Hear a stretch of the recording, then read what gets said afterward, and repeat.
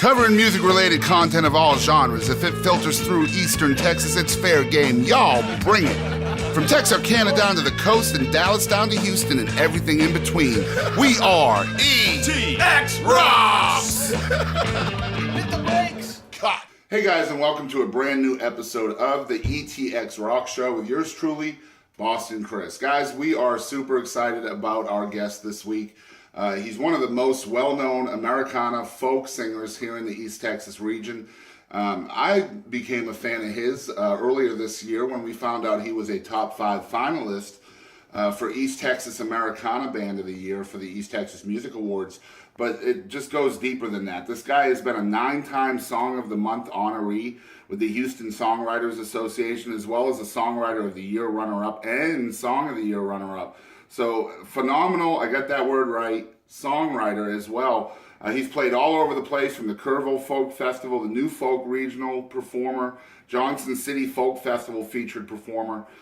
Just accolade on top of accolade. Of course, I'm talking about Keith Ray, and we will get to Keith in 1 second. But if you guys are tuning in for the very first time to the ETX ROCKS Show, this is something I don't do a whole lot. And you know, the people that produce this show have been telling me, Boston, you got to do it more often.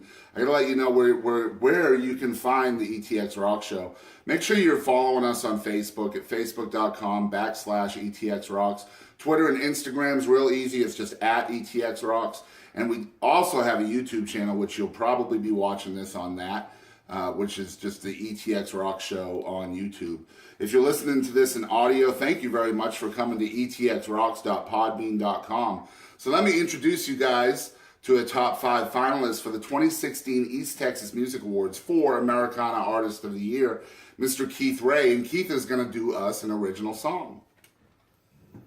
Thanks for having me today, Boston Chris. And this is off the first record. This is a thing called Paradise Shoes. Okay, great.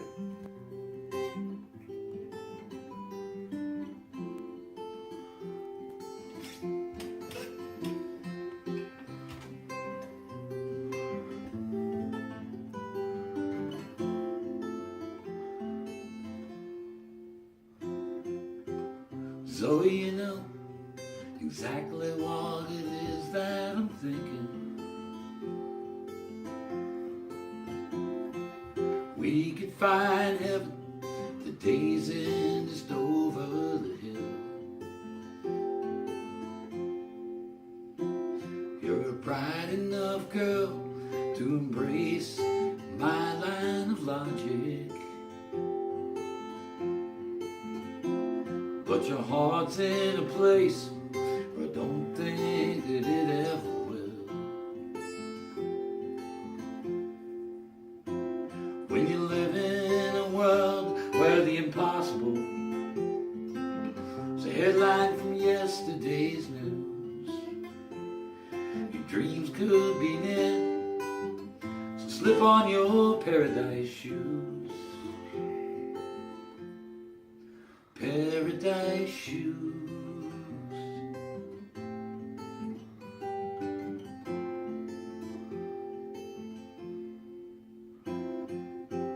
Zoe, I don't think this freeway can get us to Boston.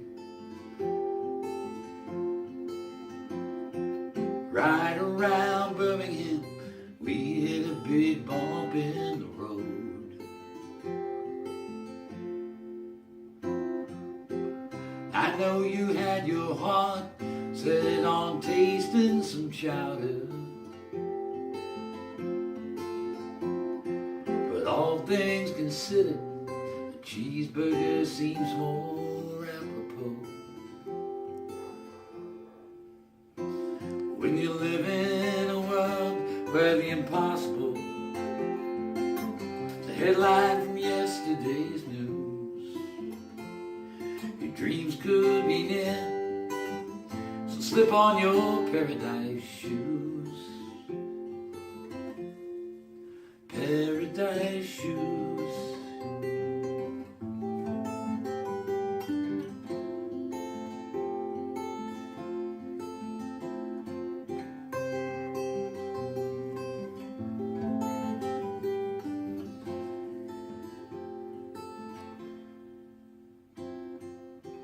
Zoe, I pray you and I could be friends in the long run. Could take quite a while though for this brand of anger to die. And it wasn't so much my need to keep taking chances as it was your silly notion to simply not try. When you live in a world where the impossible is a headline from yesterday's news, your dreams could be near, so slip on your paradise shoes. Zoe, I hear what you're saying, but I've seen the Beatles, the Man on the Moon. My dreams are right here, so slip on my paradise shoes. Paradise shoes. Paradise shoes. Paradise shoes. Paradise shoes.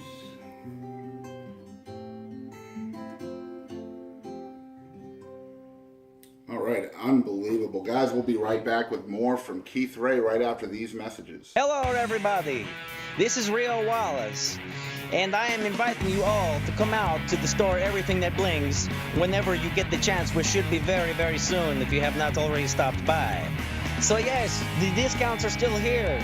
The fashion is still here. The exquisite jewelry, exquisitely priced. Whatever word my Spanish teacher tried to tell me. Anyway, so come on out. We are here from 10 a.m. to 7 p.m. Monday to Friday, and open 10 to 6 every Saturday. So come on out and we will joyously craft you with an outfit that will be outstanding. All right, so we are back with Americana folk artist Mr. Keith Ray. And guys, let me tell you something, man. This guy is the true definition of the words Texas Troubadour. We have an actual Texas Troubadour in the house, in the Red House this week. The guy has played all over the country this year and other countries as well. And we'll get into that more as we talk to Keith in this new episode of the ETX ROCKS Show. You guys are listening to episode number 68. So yes, we are getting closer to that big 100. And you guys might be really excited when you find out who our 100th guest is going to be. It's already in the works. I'm going to give some hints to it over the next couple of months. Episode 100 will be here in mid-February. And I think the first hint I will give you guys is he is a independent Texas country artist. Episode 68 hint. I didn't plan on doing that, but hey, it sounds like fun. Maybe we'll get people to listen and try to figure out the hints and figure out who we're talking about. So, Keith, how long have you been a professional musician? Well, I guess that depends on the definition of professional. I've been doing this now full time with no other job for about a year and a half. Okay. Before that, I was working 4 days a week. I worked for a nonprofit in Houston for 26 years and playing on the weekends, playing at church. Goes all the way back to I was 9 years old and I was in a boys club choir in my hometown of Marion, Indiana. Wow. We cut a record, played all over the place. So originally from Indiana, how long have you been in Texas, and in particular East Texas? I've been in Texas about 36 years. After I left college, went to Indiana University and then came down here, worked petrochem for a while, and then worked for the nonprofit for 26 years. And then moved up here when I retired, and so I've been in East Texas about 3.5 years, but I've been here full time now for just a little under 2. So I mean, I would guess you're a certified Texan by this point. I'd like to think that, yeah. You got here as quick as you could, right? When we drive back across state lines, I said we're back in the promised land. That's right, with those promised shoes. There you go. How'd you like that segue, right? There you go. I'm quick-witted. Not really. So, why were you initially drawn to folk music? Because personally, I'm a fan of all genres, and but I really kind of gravitate towards the traditional country sound. I like folk Americana too because, like traditional country, it tells a story, and I'm attracted to those stories. So, was that the initial draw for you with folk music as well? Well, I've got a wide musical background too. I really like blues, and I really like lots of different things, mainstream rock and roll. I would say, I like bands like The Band, Yeah. and Crosby, Stills and Nash, Right. and that's the kind of stuff that I gravitated to. And then as I started to learn where these things were coming from, then I started to learn about, people like, obviously Bob Dylan, and some of my Texas favorites, people like Guy Clark, Wow. and Townes Van Zandt, Right. and Steve Earle. And when right there, he just listed probably 3 of the most underrated Texas songwriters in the history of music: Guy Clark, Townes Van Zandt, and Steve Earle. Look them up. I know most of my listeners have probably heard about those folks for other things other than songwriting. Right. But look up their songs, their actual songs that they wrote, and they wrote some for other people that were huge hits as well. So, man, great 3 names right there. I was excited. I got goosebumps just from listening to those 3 names. So, were those your chief musical influences growing up? Was kind of that late 70s, almost like protest song kind of era? Somewhat. I'm a huge Beatles fan too. Yeah, same here. How can you not be? Right. I mean, You it's can't as not good be. as it gets. Yeah, absolutely. Best band in the history of music, in my opinion. And the songwriting, because it came from all 4 of them, was very good. George Martin as a producer just did incredible Absolutely. things, especially considering they're using a 4-track machine Right. to do all that stuff. I got a Bob Dylan songbook, and I just learned every song in it at one point. I learned to play guitar simply so I could write songs. Right. That was the whole reason. I started out as a drummer. Right. I was a drummer for a number of years. Was a drummer in our swing choir in high school. And played in garage bands. Learned how to play piano in the classroom in college. Learned how to play guitar in the dorm room in college. Right. And just really, as soon as I could play 3 chords, I was writing songs. Yeah. Because that's the part of Because it. basically you knew as much as Elvis at that point. Yeah, well, there is that. But you don't. He did okay with those 3 chords, though, right? Absolutely. You don't have to be Jimmy Page Yeah. to be able to master guitar well enough to play That's some right. songs and That's write right. some music. That's true. So I know, we've talked to some other Americana artists and folk artists, and a lot of them have that heavy influence with Dylan. So as an artist yourself that's a songwriter and trying to carve out your own identity, and you said yourself that you had learned his entire catalog. Right. So, that heavy influence from Dylan. Now, we just heard your song right there, and I mean, you can feel Dylan's presence in that song, but it's true to you as well. Yeah, well, so how do you carve out your own identity? That's a never-ending process. I would say too that song's got a lot of Paul Simon. I agree. Yeah, absolutely. You carve out your own identity by making songs yours. Mm-hmm. You don't learn a cover tune because everybody's playing the cover tune. Mm-hmm. You pick out cover tunes that work for you, and those are the kinds of things that shift you in directions. The more I play guitar and the more different things I do on guitar, for example, I don't use a pick. Mm-hmm. I finger pick everything. I've got a covered nail over the top of my index finger, so I strum with the back of it. Right. And I use capos a lot. I use alternate tuning some. I play harmonica. I use a little porch board, which is kind of like a bass drum, Right. to add a little bit to, because I am a one-man band. Yeah, I was just going to say, it sounds like you're a one-man band. And that's the way we want to keep it. It's hard enough to tour with just the 2 of us, and sometimes a dog, and enough equipment to run a PA and a couple of guitars, and then we even think about throwing a few clothes in. Yeah. But That's always a help. yeah. So, as a very accomplished songwriter in your own right, I mean, I was looking at your accolades on your website page, and we'll tell folks where they can find that shortly. But man, the accolades are just crazy in the Houston area. 9-time Song of the Month honoree. That means you had 9 different songs that were honored as a Song of the Month. Yeah. Is that right? Yeah. That is unbelievable to me, at least. So, I mean, where do you find the inspiration for the songs that you write? They come out of a lot of different places. My relationship, for one, with my partner Deb, from characters. I tell people, be careful how you act around me, because I'm a sponge, and what Yeah. you might say or do could end up in the next song. Mm-hmm. And I say I'm an observer. I like to watch the world and see what I see and draw opinions on what I like and what I don't like and what works and what doesn't work. And I do the same thing with music. Like I said, I don't learn a cover song just to learn it, Right. because I want to put a certain artist in my catalog, but I find the song that I think I can take, and people won't think, first of all, oh, he just played Jim Croce. Right. He said, they first think, oh, that's a great song. Oh yeah, Jim Croce wrote that. Or it's like when, if you sing a song that's, or cover a song that is so uniquely you and it doesn't sound like the original, a lot of times people will come up and say, man, what a great new song. Yeah. And it's like, yeah, that was written in 1969, I mean, I see that all the time in local music, so it's always cool to have that, put your own spin on a cover song.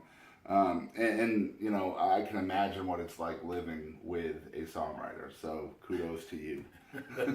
Because I know you probably have to walk on eggshells, otherwise, boom, it's in the song, So here's another question for you. We've had many, many songwriters on the show. I know there's a process where, if you're writing and if you're as good a songwriter as you are, I'm sure you're probably writing all the time. Mm-hmm. So how do you choose which ones are keepers and which ones aren't? That's a good question. Sometimes you write it and you just think, I didn't really get across what I thought I was trying to. Or, another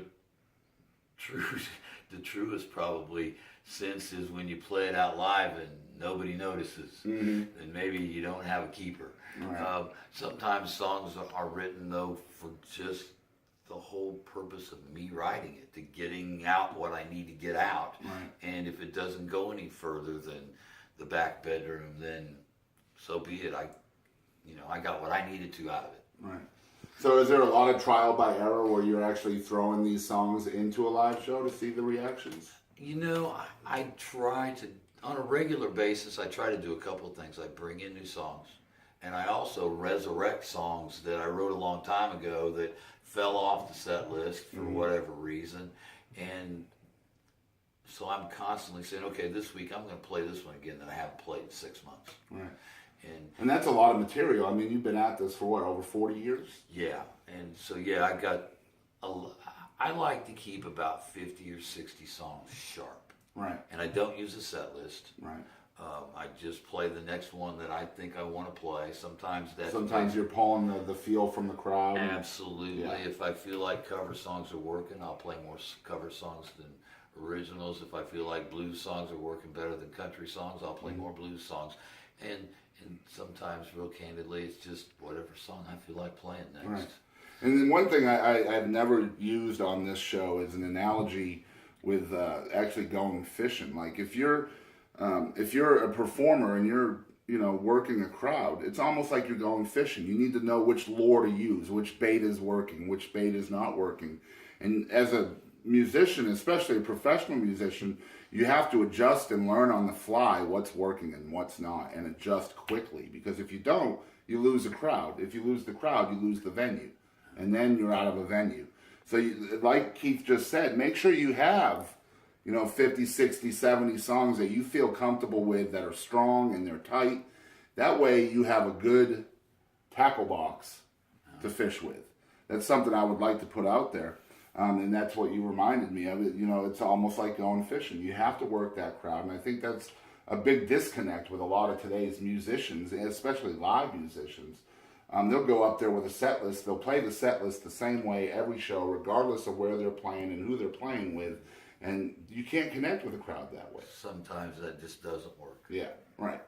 So we mentioned at the open of the show that Keith Ray has been literally everywhere in 2016. I saw this come across my Facebook feed yesterday.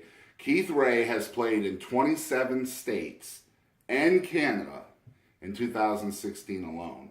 So, man, that's 40 years of connections just coming to fruition for you. And You know, it's a combination of things. First of all, and anyone who wants to do quasi what I'm doing needs to understand that booking is hard work. yes, Booking is the hardest part of this job, no doubt about it. I spend exorbitantly more time working on booking than I do playing or even traveling. right, And that's a combination of friends who have played other places, being just a tune on the internet. When you've got friends who are musicians who are posting where they're playing, you see a show posted and think, that's a good place for me to try. yeah, And so I do a lot of that, a lot of emails, a lot of Facebook messages, a lot of phone calls. yep. And I have a background in the booking side too, and that's why I was very, very interested in the fact that you've been all over this year because, you know, as an Americana folk artist, I'm assuming that you're playing mostly festivals and coffee shops and small-time restaurants. And those types of places usually are very difficult to be able to unearth. You know what I mean? So it's very interesting to me that you're actually paying attention to other artists that are similar to yourself, Right. and you're finding the venues that way. And, you know, it's very difficult for someone that lives in East Texas to get outside of East Texas because you end up in this pattern of the same venues over and over again. Right. The same rotation, you know. I call it the triangle effect. You know, Kilgore, Marshall, or Texarkana, you know, and Longview's in the middle, and you're just going in a circle all the time. But you've broken out of that circle, and you're playing everywhere, so that really interested me quite a bit. Right. A couple of things that have assisted that. I'm a member of what's called Concerts in Your Home, Okay. which is a great national and international network I've actually heard of for this. connecting traveling musicians with house concerts all over the place to play in. And those are the best venues for somebody like me. Right. It's a warm, intimate crowd. They're there to hear the music and no other reason. And that's why you must not be uncomfortable with the Red House. You're used to this kind of thing. Oh yeah, no, this is fine. and I've been on the radio a time or two. So Yeah, I can imagine. yeah, the house concerts are a great plus, absolutely. And then they lead to other things as well sometimes. But yeah, it's a lot, and we do our fair number of shows right here in, like you said, in the Triangle, Phoenix Stomp in Harleton, Right. Mojo's Coffee House in Henderson. You just played one in Boulder. M6, Correct. right? Just played M6 in Bullard. The night after that, I was at a great place called Barking Winery in Granbury. Wow. So So these are places, as a booker, I've never heard of. Yeah. So, I mean, that's very interesting to me. and part of that's getting, you know, I've played a couple of the wine festivals. Wine, you know, for anybody who doesn't know this, the winery business is blowing up in this country, not just in Texas, and there are a Yes. number of them in Texas. I went to North Carolina in the spring and brought back actually a book from their tourism department, and it's got like 47 wineries in it that are in North Carolina. Yeah, and they love to have live music at those kinds of They're places. great. Those are Very small, intimate, and those are usually really good fits for us too. yeah, yeah, absolutely. So I mean, that's just great. Congratulations on that, man. And so I mean, when you're booking out a tour, so to speak, like, and you know, hey, we're gonna go to Florida for this 3-week run. How many shows do you have to book in order to make it worth your time and effort to do a little, you know, like a little run to Florida or Ohio or wherever? You know, there's a couple of things to that. First, there's quantity and there's quality, and we always want to do quality shows. Right. Sometimes the pay is not as good as we would like. Right. But if it's the place you can get between Tallahassee and Orlando, it's the place you take because you'd rather play than not play. Right. It's almost like connecting the dots from one place to another. To a certain degree. The other thing that normally leads to those kind of trips is you get an anchor event or a couple of anchor events. You get a house concert that is going to go a fair ways towards covering the cost of the entire trip. And then you just build around it, you know. And I almost feel like I haven't done my job if I'm not playing every Friday and Saturday. Right. And then try to find Thursday nights, and have we gotten creative about some other nights of the week and have played daytime events and different things just to fill out the schedule. I'd also say that the first time you go somewhere is an exercise on learning what you need to know to go back the next time. Absolutely. It's almost like, the first time you're playing a venue, it's like a job interview.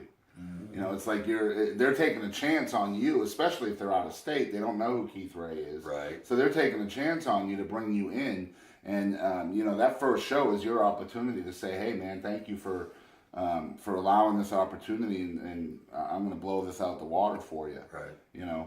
So it's like what I alluded to earlier. If you're not playing to the crowd, you're not playing up the venue, you're going to lose the venue every single time. Correct. So, how did you manage to go from being a local level artist, and not just Houston, but then in Upper East Texas, to booking across the country, and now, even internationally in Canada? Right. That happened in stages. We're from Indiana originally, so that was an easy first fit. Right.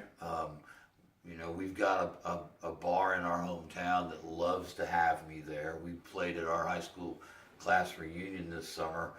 We were there for our 40th reunion, and the night before the reunion, we played at Folky's Tavern, and there were 200 people in the parking lot. Nice. Yeah, we literally had standing room only in the parking lot. So you got to have a Titantron outside. Yeah, almost. So, that was a logical first step.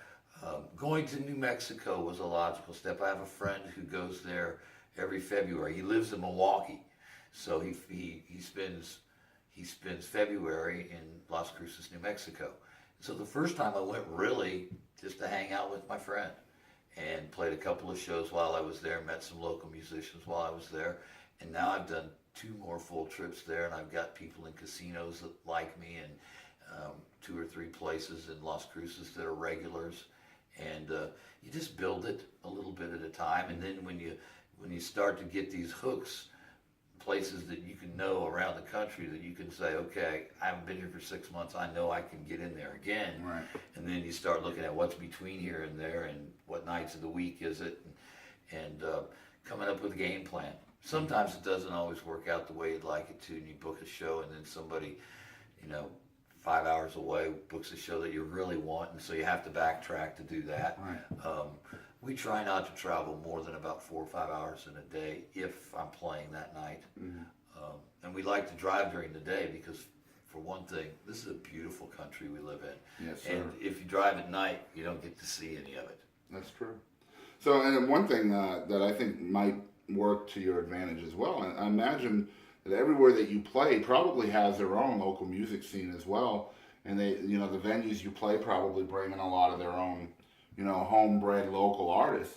So when Keith Ray comes around, it's kind of like a switch up from what they're normally used to. Correct. So I bet you that works to your advantage as well. It does. Another thing that's a great advantage to us is that Deb and I graduated in a high school class with almost 900 kids in it.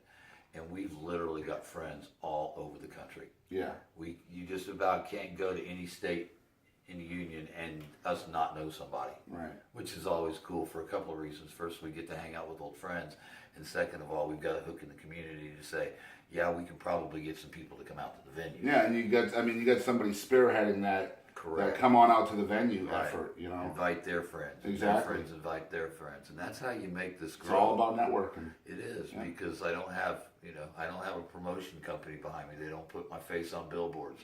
I don't have spots on the radio by and large. Right. So, it's social networking and getting your friends to convince their friends to invest a Friday or a Saturday night in a couple of hours. Well, I mean, I'll be honest, it's really refreshing to see a veteran musician, 40 years in the business, that understands how important social networking is and has become really, really good at it. So, I mean, I commend you for that. There's a lot of bands and singers out there that have no clue how to network. They don't know how to use social media. They don't know how to reach people. You know, and I mean, that's a huge advantage for you to have picked up on that. And I can definitely see why you're so successful with it. Well, being an IT professional for 30 years kind of made the computer part of it easy. Yeah. So then it's just get beyond that to figuring out what works and what doesn't work, and how much you want to push yourself on social media, and when it's time to say, okay, I've probably oversaturated, let's back off a little bit. Yep. And coming up with strategies that work, because, you know, not only is there Facebook and Reverb Nation and YouTube, which are really the big three for me, there are others out there that some work and some don't work. And then you come to an understanding too that not every post you put on Facebook gets seen by all 700 of your friends. Right. That's just not how they've got that right. software developed. Yeah.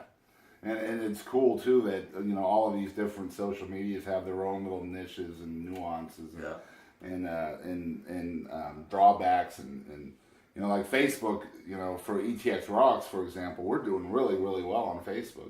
Mm-hmm. We created a Twitter late, so I mean, we're building our Twitter now.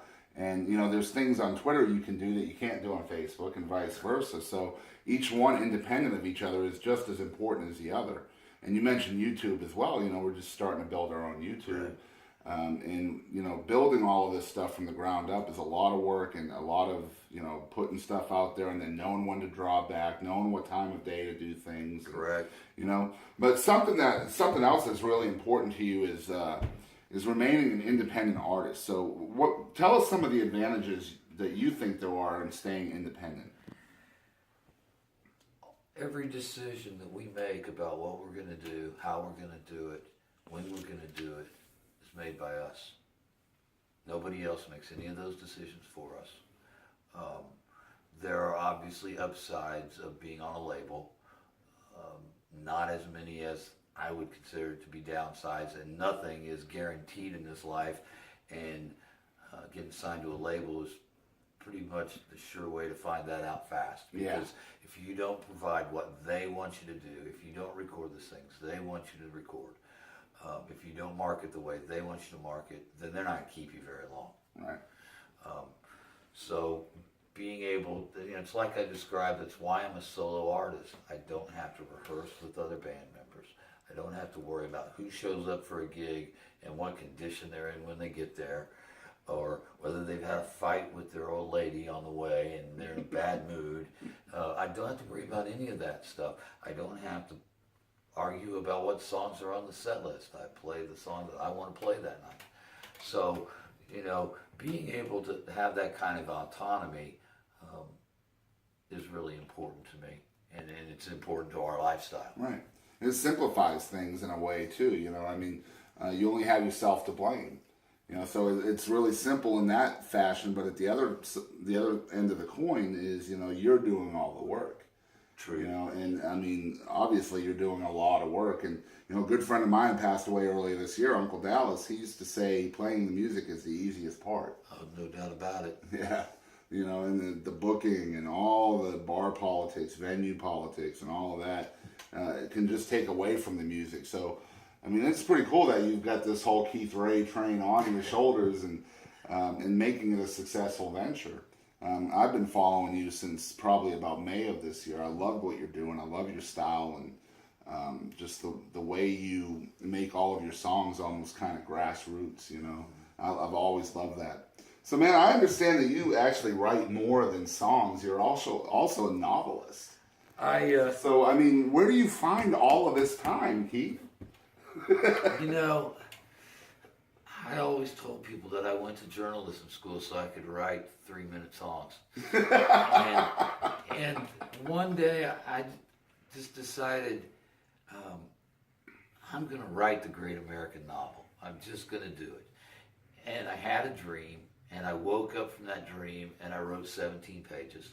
Wow. And it just kind of went from there. And it, you know, first of all, it's about some very safe things. It's the things that I know best in this life: sex, drugs, rock and roll, and the mafia.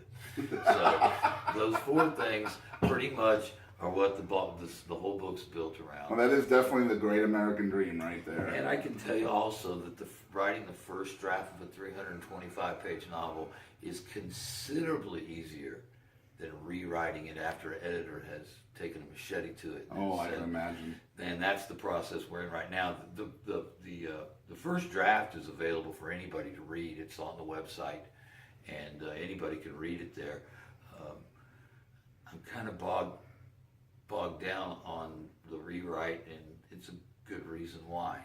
We're too busy traveling and playing. And now you're having to deal with that almost label. You know, Yeah. it's not a record label, but it's the publisher, and it's the same kind of deal. Right. And you know, I wrote the book during a time when I really wasn't playing out a lot. Mm-hmm. And it got me encouraged because the fictitious band in the book is getting credited with playing all of my songs. Wow. So shame on them. So I know. So I thought, well, if I'm going to put these lyrics in the book, I probably better make sure I can at least still play these songs. So that led to going to open mics and just running through them and seeing what my comfort level was. And then people started saying, well, you could come play here, or you could come play there. And one thing led to the next, and then they started paying me, and it's like, why the heck wouldn't I do this? That's awesome. So it sounds to me like you're one of those people that gets bored very easily. I wouldn't say bored, but I have to stay busy. Yeah. You have to keep that mind rolling. Yeah. I don't even look at it as being bored. It's just the next thing that needs to be done. You just got to keep feeding that brain. Yeah. So, Keith Ray, we told you about Rapid Fire. Are you ready for Rapid Fire? I'm ready. All right, so we're going to do Rapid Fire with Keith Ray. Right after Rapid Fire, we'll take a commercial break, and we'll come right back with Keith Ray with another original song for y'all, so stick around. All right, so this is Rapid Fire with Keith Ray. Number 1, would you rather Bob Dylan or Woody Guthrie? Bob Dylan. I wish I had known his influences before. I would have given you somebody other than Bob Dylan. All right, so would you rather forget who you were or forget who everyone else was? Forget who everyone else is. All right, would you rather always wear earmuffs or would you rather wear a nose plug? Nose plug. All right, if you could listen to one song for the rest of your life, what would it be? Stairway to Heaven. Nice. That'd be easy, too, because it's like a 20-minute song. You get more airplay. So would you rather drink 1 gallon of ketchup or 1 gallon of mustard? Ooh, mustard. Wow, I would pick ketchup. Would you rather be an overweight chocolate addict or a skinny guy allergic to chocolate? Oh, easy. I'm not that big a chocolate fan. Skinny guy allergic to chocolate. All right, so would you rather look like a fish or smell like a fish? Oh, absolutely look like a fish. All right, would you rather fight 100 duck-sized horses or 1 horse-sized duck?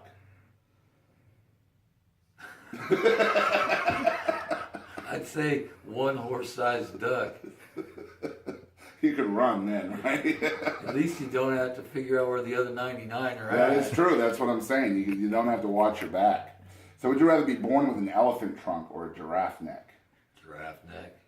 Okay, last one. Would you rather begin every sentence with the words, hey, idiot, or end every sentence with, haha, I was only joking? End it with ha. So that was Rapid Fire with Keith Ray. We will be right back after these messages. This is Katie Kennedy, the owner of the Liberty Bell located in historic downtown Nacogdoches. We would like to invite you to come on down for our live music, our extensive menu, including our brunch menu available on the weekends, and excellent service. We're open every day of the week except for Monday. We've got live music every day and drink specials. So we'd love to see you in Nacogdoches. Come on down, tell them Katie sent you. Okay, so we are back with a top 5 finalist in the East Texas Music Awards for Americana Artist of the Year, Mr. Keith Ray, and he's going to play us another incredible original song, and this one is called A Girl in Longview, Texas. I figure we're just around the corner from you. I'll Yeah. just keep things local. Absolutely.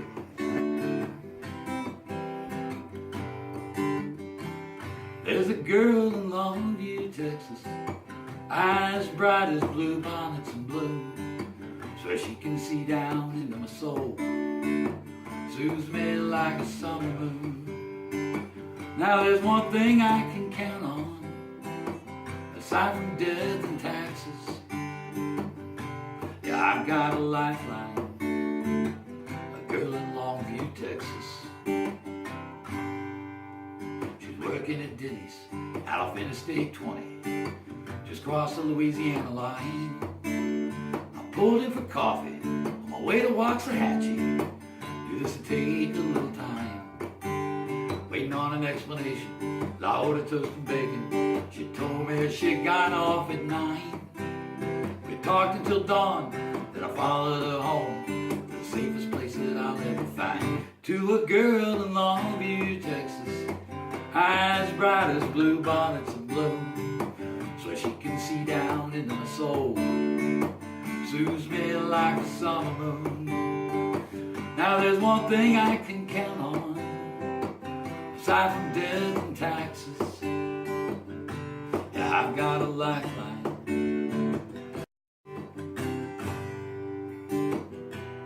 Time after time, she answers the phone when I call. Time after time, she's there to save me when I've come undone, bailed me out of so many jams, I've lost count. I always promise her this will be the last time, the last time. I stumbled out of the casino to the dirty streets of Reno, once again laying high and dry. When I pushed it all in with 7s and 10s, knew I was out of my mind. Bumped a quarter for the payphone, collect call, don't you know, to the only number I've got memorized. Now I'm on a Greyhound, traveling southbound, leaving all my worries behind. Back to a girl in Longview, Texas, eyes bright as blue bonnets and blue, so she can see down into my soul, soothes me like a summer moon. Now there's one thing I can count on, aside from death and taxes. Yeah, I've got a lifeline, a girl in Longview, Texas. I've got a lifeline, a girl in Longview, Texas.